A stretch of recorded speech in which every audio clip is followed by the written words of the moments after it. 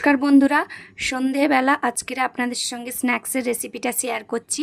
বাইরে ঝিমঝিম করে বৃষ্টি পড়ছে আর মন চাইছে একটু পেঁয়াজি খেতে মুড়ি দিয়ে, তাই আজকের চট করে একটু পেঁয়াজি বানিয়ে নিচ্ছি। প্রথমে পেঁয়াজগুলোকে কেটে ধুয়ে পরিষ্কার করে নিলাম। এবার একটা ছুরির সাহায্যে কুচি কুচি করে কেটে নিলাম কাঁচা লঙ্কা আর পেঁয়াজটা। এবার একটা পাত্রে বেসন দিয়ে দিচ্ছি। বেসনের উপরে দিচ্ছি কেটে রাখা পেঁয়াজ আর কাঁচা লঙ্কা, আর দিচ্ছি 1 চামচ মতো হলুদ গুঁড়ো, আর দিচ্ছি 1 চামচ মতো নুন। ব্যাস, এই পেঁয়াজিতে আর কোনো কিচ্ছু মশলা লাগবে না, একদম সিম্পলভাবেই পেঁয়াজিটা বানিয়ে নেব। এবার আমি এই শুকনো উপকরণগুলো পেঁয়াজের সঙ্গে একসঙ্গে মাখিয়ে নেব। তারপরে অল্প অল্প করে জল দিয়ে এটা শুকনো শুকনোভাবে টাইটভাবে মাখবো। নরম হয়ে গেলে কিন্তু পেঁয়াজি শক্ত শক্ত হবে না, তাই একটু শক্ত শক্ত করেই মাখতে হবে। দেখুন, ঠিক আমি যেভাবে মাখছি অল্প অল্প করে জল দিয়ে পরিমাণ মতো করে এইভাবেই মাখবেন।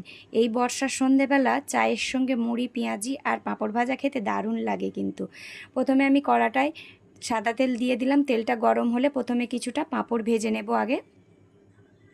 তার জন্য পাঁপড়গুলোকে আমি ছোট ছোট করে কেটে টুকরো করে নিয়েছি। এই পাঁপড়গুলো এবার তেলের মধ্যে ভেজে তুলে নেব। তারপরে একে একে পেঁয়াজিগুলো ভাজবো।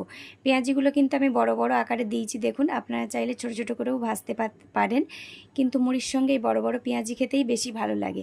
এবার আমি এপিট ওপিট উল্টে নিলাম। এপিট ওপিট উল্টে লাল লাল করে ভেজে তুলে নেব পেঁয়াজিটা।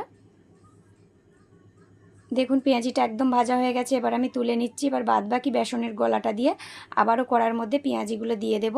এইভাবে তেলের মধ্যে আমি সমস্ত পেঁয়াজি লাল করে ভেজে নেব। আর এখানে নিয়ে নেব মুড়ি আর পেঁয়াজি আর পাঁপড় ভাজা, আর নিয়ে নেব 1 কাপ লিকার চা। যেহেতু আমি লিকার চা খাই, আপনারা চাইলে দুধ চা যারা খান দুধ চাও বানিয়ে নিতে পারেন। দেখবেন সন্ধেবেলার এই স্ন্যাক্সটা খেতে খুবই সুন্দর লাগবে। আমিও খাচ্ছি, আপনারাও পরিবেশন করুন এইভাবে বাড়িতে বানিয়ে, আর বলবেন কেমন হয়েছে।